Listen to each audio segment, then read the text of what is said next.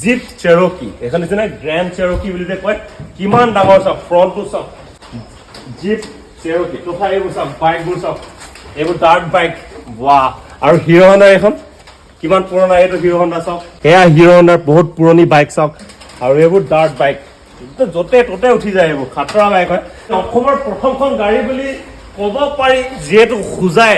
যমুনা মুখৰ ৰায় বাহাদুৰ ঘৰত এই আধালৈকে পোট খাই থকা এইখনে হৈছিলে অসমৰ প্ৰথম গাড়ী বুলি কয় কিন্তু আপোনালোকক মই আজি কথাষাৰ খোলাচা নকৰোঁ এদিন পৃথককৈ মই আপোনালোকক জনাম ইয়াৰ ওপৰত আৰু সেই আধালৈকে মাটিত পোট খাই থকা গাড়ীখনে খুলি আনিলে আৰু দেখিছে নে অৱশিষ্ট অংশ সৈতে গাড়ীখন ৰাখিছে অসমত চলা প্ৰথমখন গাড়ী হৈছে খোজাইত পাইছিলে ৰায় বাহাদুৰ ঘৰত যমুনা মুখৰ তথা এইবোৰ চব গাড়ী ৱাহ কি মজা ষ্টেণ্ডাৰ্ড লেভেল এইখন হৈছে অট'মেটিক গাড়ী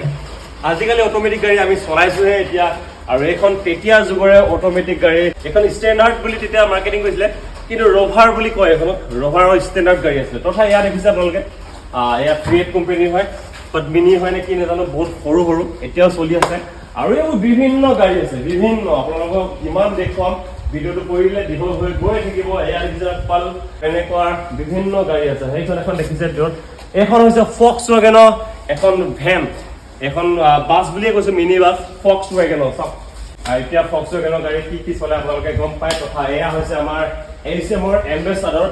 আৰু আপোনালোকে এইফালে দেখা পাইছে চিট্ৰয়েনৰ ট্ৰেকচন আভন চিট্ৰয়েন কোম্পানীটো আপোনালোকে শুনিছে গাড়ী ইণ্ডিয়াত এতিয়াও চলি আছে কিন্তু খুব কম মাৰ্কেট লয় আৰু সেই চিট্ৰয়েনৰ ট্ৰেকচন আভন এইখন গাড়ী ইয়াত থৈছে কি আল্টিমেট বা কালাৰ কম্বিনেশ্যন চাওক আপোনালোকে এইখন চাওক কিমান ধুনীয়া মৰিছ মাইনৰ চিৰিজ আৰু